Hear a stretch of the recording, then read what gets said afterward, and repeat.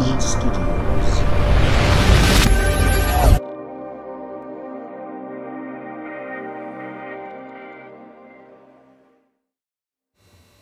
Hi, this is Lee Lewis of the Welshman Studios. If you hear noise in the background, it's just workmen outside. I can't do nothing about that. I just want to say I'm also on Rumble. I'm also on BitChute, TikTok, Twitter, and I will be on Instagram, be on Patreon. If I can't load it up on YouTube for whatever reason, or it's blocked or it's not in your area, I will be on, of course, those other platforms. So just check around and sub into those other channels. Will help me a great deal. I can get my work out there, plus I can get other people's work out there. I've also got some great shows in the pipeline.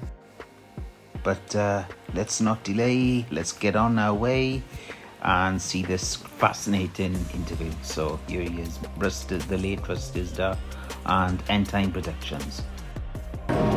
What is the Black Awakening?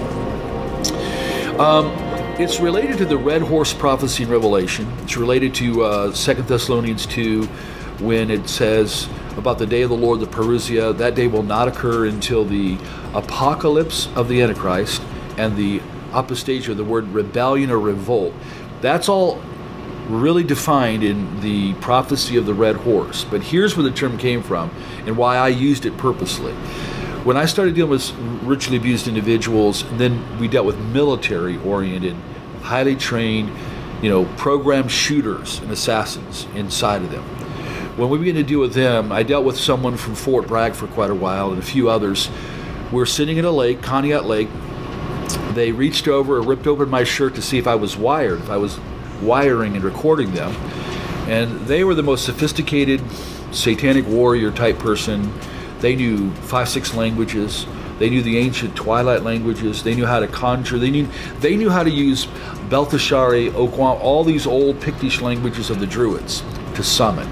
They are the real Luciferian. They've been through many human sacrificial things. So they sat there to tell me some of those things, what they've been involved with, how they sacrifice a human. I'm listening to all this stuff from them. And then they said to me, you have no idea, Russ, how many of us there are out there. How many satanic, they use the term, chosen ones. You have no idea how many. You have no idea what's coming. We smell Christian blood. We are waiting for our day. And when the call is given, millions of us will be released. And they looked at me and said, you believe in revivals and you believe in Pentecost and the power of God. You believe in all that. We believe in the Black Awakening, a multi-continental release of power to activate the program demonized, where they've weaponized the demonic powers to these super soldiers. Are they waiting for a specific time to unleash their power?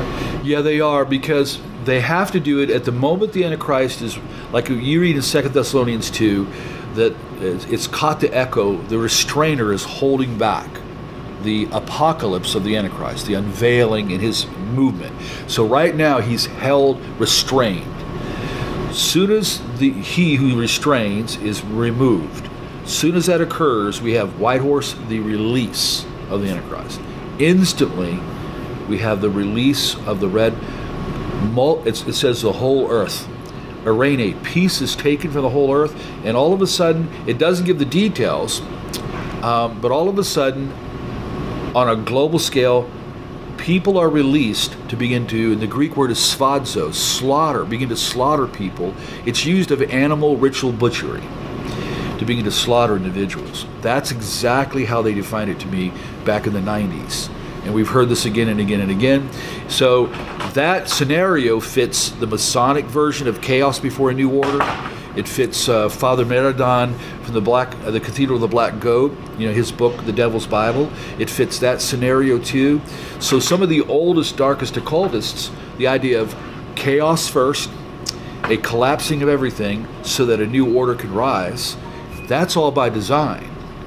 And we've been given the heads up in prophecy, but all prophecy has boots on the ground. It'll all eventually happen. So I do believe that millions and millions of these trained, programmed, altered, demonized super soldiers. Whether we want to say it or not, they believe they're being raised to help bring the Antichrist in. When I was in England just a few months ago, their top guy that deals with SRA, Wilfred Wong, 25 years. So first time I meet him, I pull him aside and I said, "Listen, you've been doing this 25 years, yeah?" I said, "You know all about programming and demons, all that?" "Yes." I said, I looked right at him and I said, "Wilfred, why are they here in England?" Instantly, he said, "They are here to collapse our government. They are here to help bring in and usher in the Antichrist in a new order." He didn't know me. He didn't even have it. He already knew.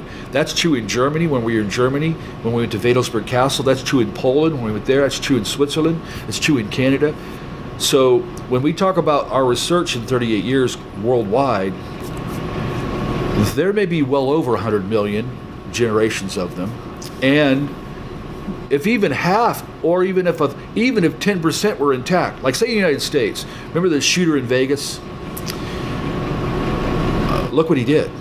Look what that guy did. Okay, notice what would happen if 10,000 of them, or like Colorado Holmes, or like Jared in Arizona, what if 10,000 of them were released in 1 week?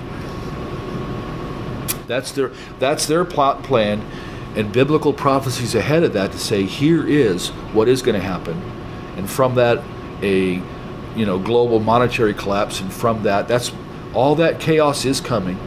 So Revelation 13, a whole new order with the Antichrist can come. Wow. Scary stuff. Yeah, can be. It's scary for the world. For us, yeah. We know no matter what. Yeah. Bolden with the Holy Spirit. Yeah. So next question. This is a two-part question. First part: does SRA exist, and if so, how prevalent is it in society today? Yeah, satanic ritual abuse, and I could say it this way: it not only exists. Satanic ritual abuse is inseparably connected to multiple personality disorder. All of society knows since the late 70s, and even DSM-3, DSM-4, those are the diagnostic manuals for psychology. They all know that all of a sudden, multiplicity started showing up everywhere. They call it DID now. So the secular world, they're registering, millions coming in for diagnosis on that. Now, they don't know how to handle the satanic side. So I'm going to tell you just straight out, after 38 years of dealing with it, not only is SRA real here in the United States, that there are millions of victims by design, that there's now generations of them. We deal with 65 and 70-year-olds. They're the first generation. Then we go to 40-year-olds and 20-year-olds. I got 8-year-olds and 12-year-olds we're dealing with. Because if you don't stop this somewhere, they do it to the next generation. That's by design. That's the way it's supposed to be for them. So, but it occurs in selection. It's generational. It caused and it's simply to say that they bring a lot of trauma to the child to cause split in personality, so that they can demonize and or begin to program. You're going to be a witch. You're going to be a conjurer. You're going to be a program shooter. All kinds of these things happen. And then they're raised in that system, and they're raised to keep all of that hidden down and just have kind of little Joey up or little Sally up, and they may not know until they're 15, 16, they may not know what's inside them till later on. But millions have already showed up at psych wards all across America since the late 70s to this day. We look at a child and automatically we're going to protect them, save them, guard them, whatever it takes. They look at a child, they'd eat it alive, they'd destroy it, they'd torture it. You got to remember, that's their nature. And so if they could show more of their nature to a defenseless child, they love that. That's why some rituals are called demon revels or satanic revels. The younger the child, here's exactly what dark undergrounders have said to me. The younger, the better. And we never kill them right away. We prolong the torture. Why? Because we have to raise the energies, the terror, the fear, and then little by little letting some blood out, because blood is and all that torment. It's like, think in terms of rats and garbage. Smelly old garbage draws the rats. A ritual with all that torture, with all that pain, ultimately prescribed by the demons in the first place, it draws them. And once they begin to open the blood gate, that's what they attach to in the context ritual. Then when a child or a human is killed, that's when the demons are released to the practitioners. So it's all about their unsatiable hatred of God, anything they can do to harm humanity, harm innocence as an attack on God in a sense. There's no question in their nature, they don't shed a tear. They don't have any mercy. So they'll harm, and they love that as part of the entrance to come into the side. Here's the other side of it. We've been to Canada, Scotland, Geneva, Switzerland, Germany, Poland. They're all over there. We just got back from Scotland, UK, and we met one of the guys there, one of the leaders in the whole nation on the subject, and same issue. It stems from the original Nazis creating a master race.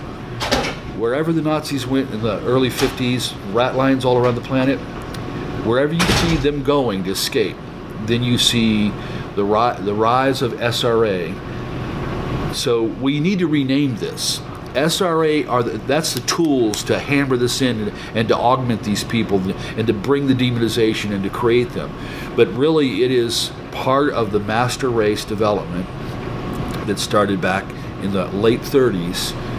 And Himmler's goal was to create 200 million of them. That was his stated goal. For more information, please go to www.shotofthedarkness.net for thousands of hours of training.